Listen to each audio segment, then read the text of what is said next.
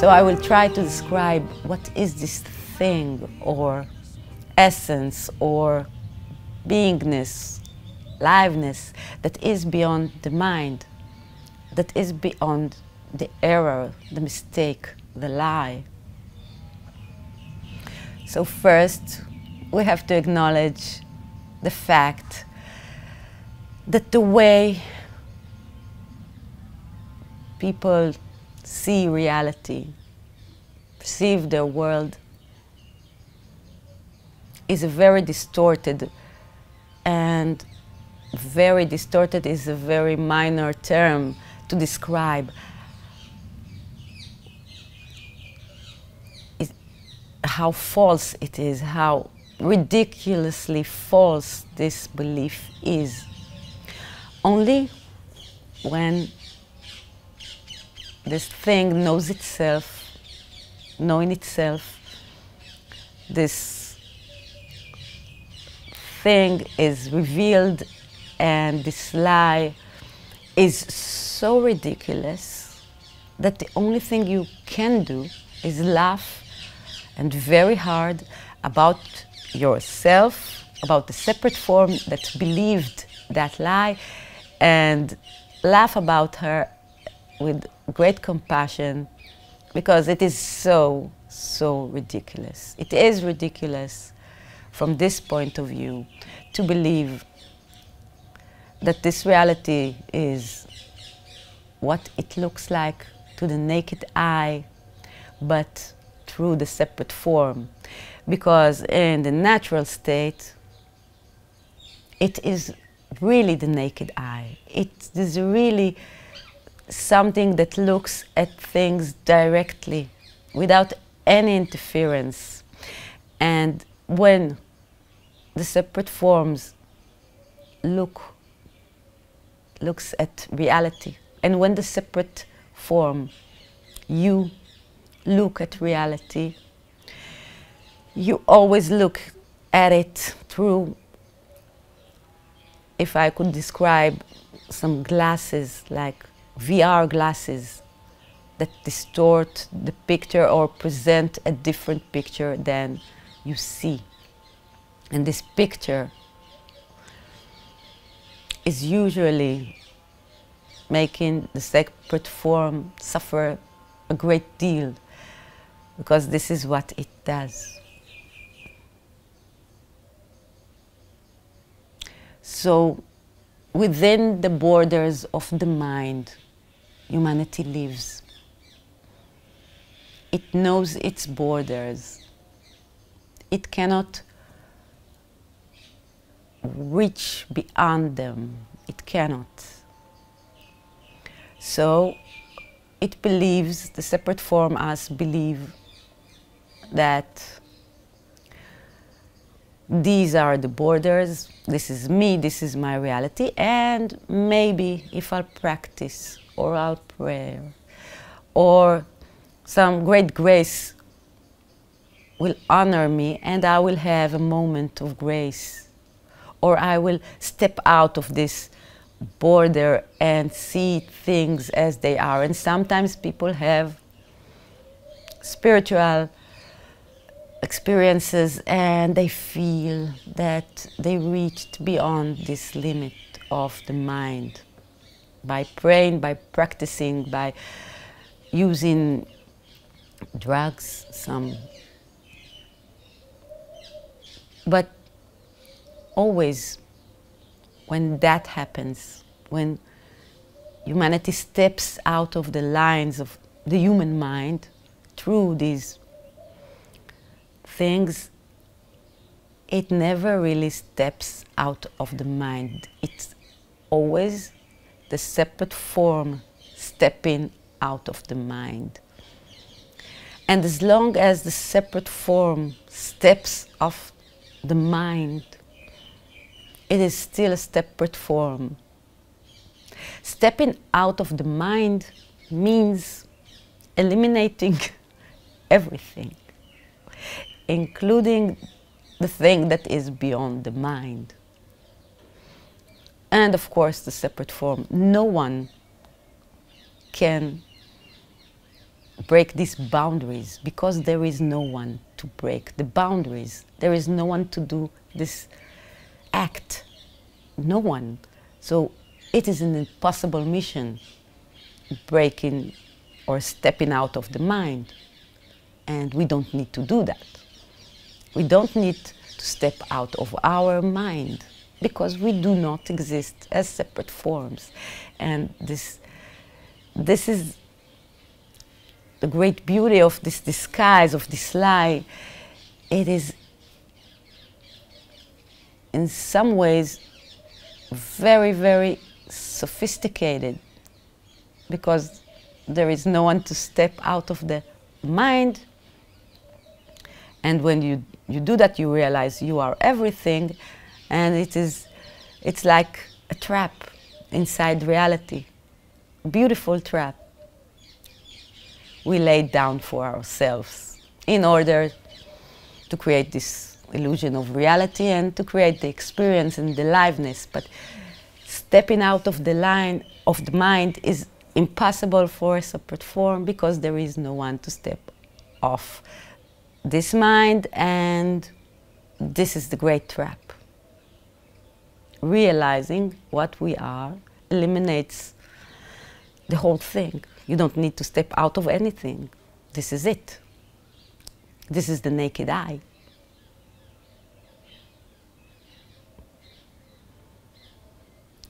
This place, which is not a place, that is beyond the mind, is what happens when you know yourself. And when you do that, and this is what I'm trying to tell you, that Simcha discovered 5 years ago.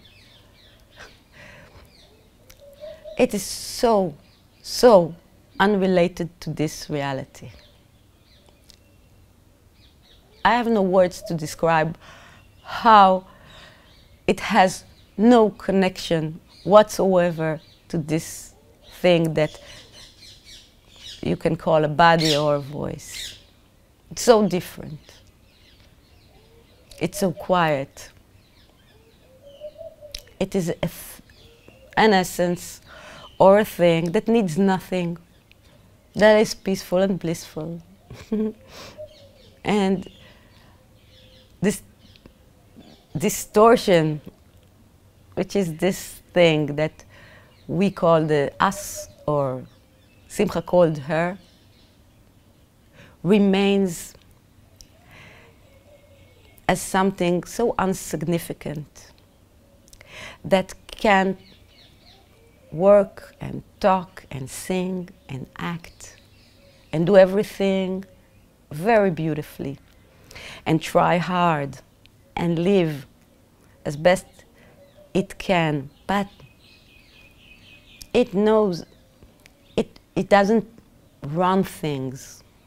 It is a mere reflection or appearance or something that just flashes in front, or this thing that needs nothing. And when I describe this thing that is beyond the mind, there is a great distinction. When you know yourself, you become this state. It takes control. It is everything. There is nothing other than this state. This is it. You are it. Everything that happens to the separate form, the being, Simcha, has no relevance, doesn't affect anything. And the body can suffer, and things can happen around the separate form that causes the separate form to act, to suffer in the body, or to try hard, to run, to get to a place, to hurry. But this thing never moves. It knows nothing happens. It knows nothing is, there is nothing that can influence it. It doesn't care. and it lets the separate form do its thing. And there is a great, great distinction between these things. In fact, these are not two things, the separate form and the natural state. They are one. When you know yourself, you know you are only this state. The separate form has no relevance. It is a mere appearance, a mirage. Nothing that happens to it is important or can change something. So, beautifully, the separate form can act from this place without any interference, without any burden of psychological suffering of any kind, because there is no one to suffer. This state is acting through the separate form without any involvement. It knows what it is. It knows it is nothing. It knows nothing happens. We know we are this emptiness, this quietness. We know that. So what does it matter what the separate form needs to do or say or what happens to it? It doesn't matter. Of course, that everything around you, including you, all the time is this all nothingness. But it is disguised as a separate form that believes it's a separate form. When there is self-realization or enlightenment, the separate form doesn't believe it is the separate form. This is the only difference between someone who is in the know and someone who still believes he is what he perceives and sees around him in the separate way. This is the only difference, and it's all the difference in the world. It changes everything so profoundly is not the word. There are no words to describe how this, out of this mind, beyond this mind, what it is. There are no words to describe this beyond the mind, because when I can say it looks the same to the separate form as it did before, you can say, okay, nothing has changed. The separate form still sees everything in shapes, still feels the matter, still has to act, still has to suffer, still has to pay her bills. What good does it do when she knows itself and she knows she's this oneness? How is it helping her? And this is the great trap. Thinking that the separate form suffers because the circumstances are the same is not understanding that there is no separate form in this state. It's so sophisticated on one hand, and on the other hand, it is ridiculously and absurdly simple. This is what it is. It has always been this thing. It looks the same, so there is no great, you can fantasize. Beyond the mind lies like a kingdom of lights, things that we cannot imagine. And this is the true reality, like auras and sparkling lights and hearts. But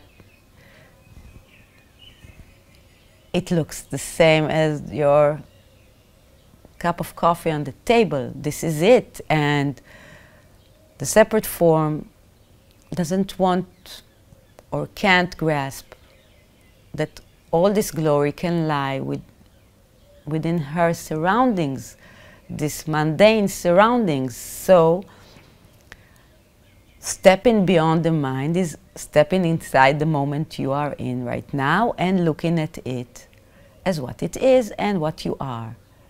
It looks the same.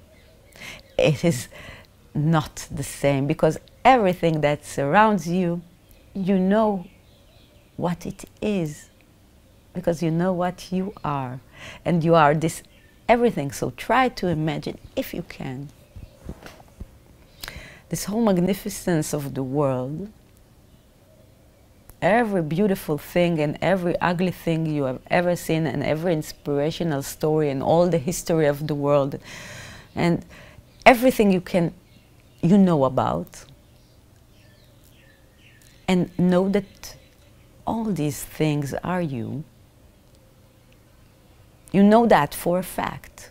You know that you are a great river. You know that you are Napoleon, if he did exist in the story, of course.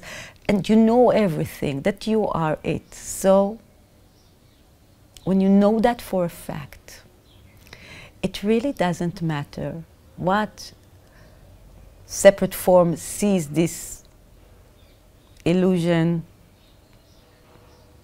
through. It doesn't matter what it sees. It doesn't matter what it looks like. It doesn't matter what it does. Nothing matters.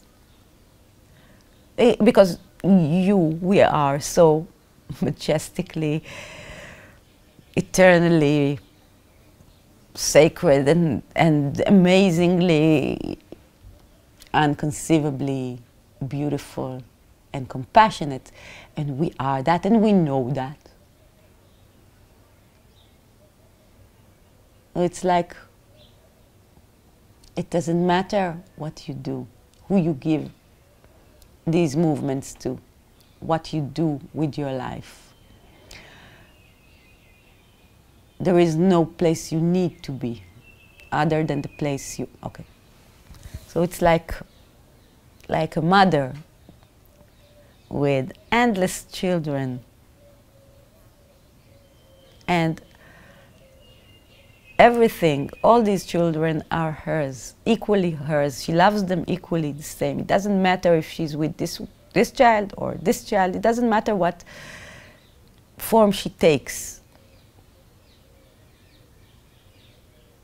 They are as important to her.